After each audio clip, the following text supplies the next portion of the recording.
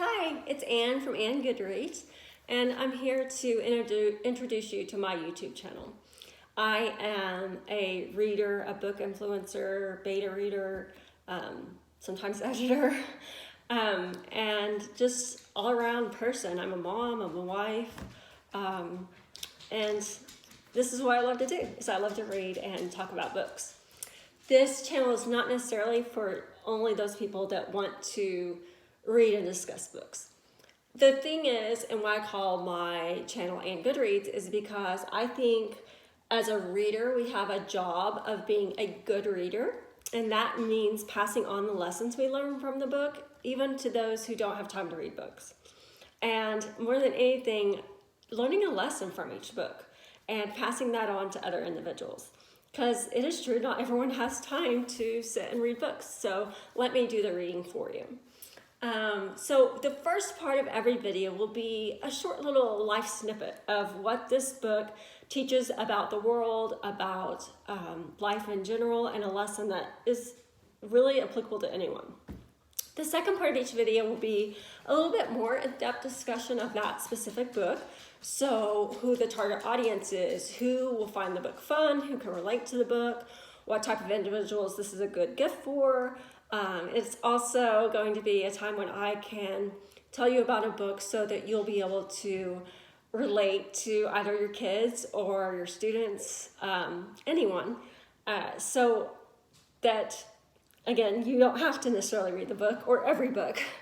And then lastly, the last part of each video will be an in-depth discussion of that book and how it compares to the author's other books, how it compares to other similar books out there right now, so that you can decide, if I'm just going to read one, which one do I want to read.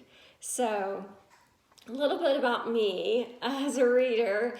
I've always read. I would rather be in the library or at home pretending to play library. I just love books. But I became an attorney and a mom, and still read, but definitely not as much as I wanted to. But to keep me reading, I started a book club, which was tons of fun, and just really helped to decide what the purpose of reading is and how to pass along that information to other individuals. When I started reading, I would write down some snippets about the book, not just a summary of the book, but how it relates to life, and a little bit about the author and who I passed the book on to and whether they liked it, that type of thing. So just very old school form of recording information about books.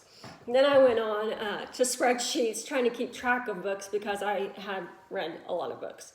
And I kind of took a step back in life to try and take care of my health, which sometimes allows for reading books. Other times when I'm not feeling so hot, I may not get anything read. So I kept reading books. I would find errors in some books, so I would write to the agent or publisher and let them know about that error.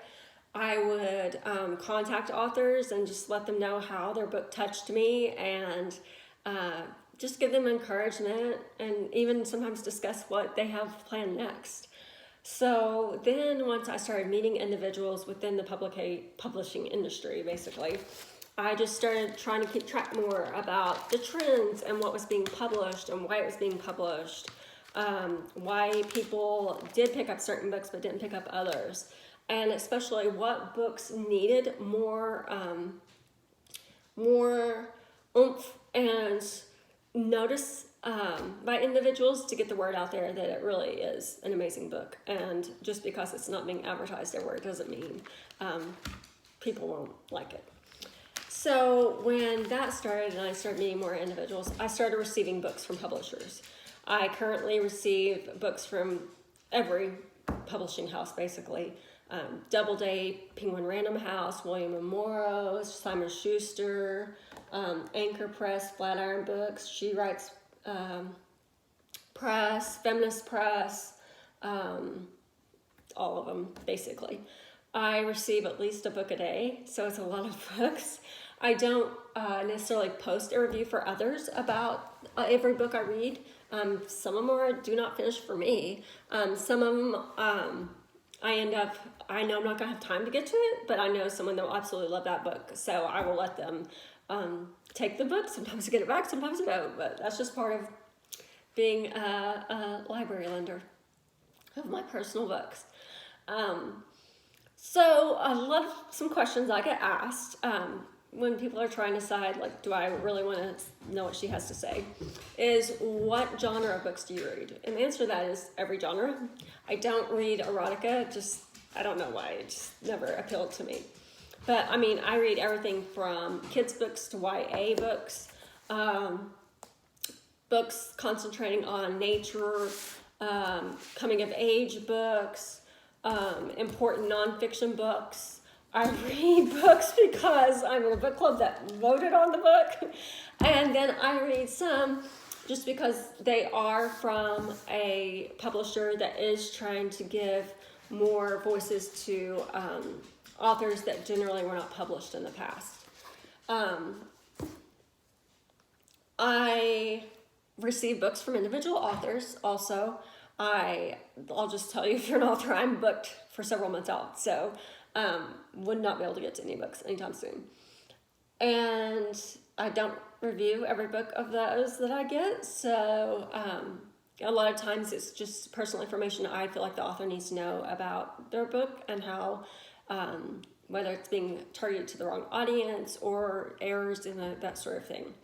Books that I am sent by some authors that turn out to be freaking amazing, I try and do what I can to spread the word and give them the recognition that they deserve. And sometimes even try and give them suggestions about potential publishing houses. So that's a little bit about me and why I read.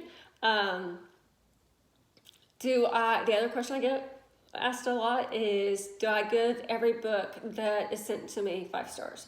No, absolutely not. I do use the 5-star rating system just because Goodreads, that's how it started.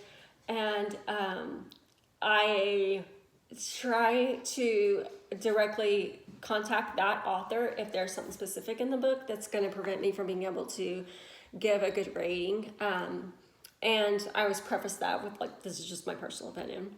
I don't necessarily publish a video or a review or critique of that book for others to read, but I make sure I do get the word out, just so that I didn't read it for nothing. And another question I asked is, how do you have time to read all these books? And I make time, basically.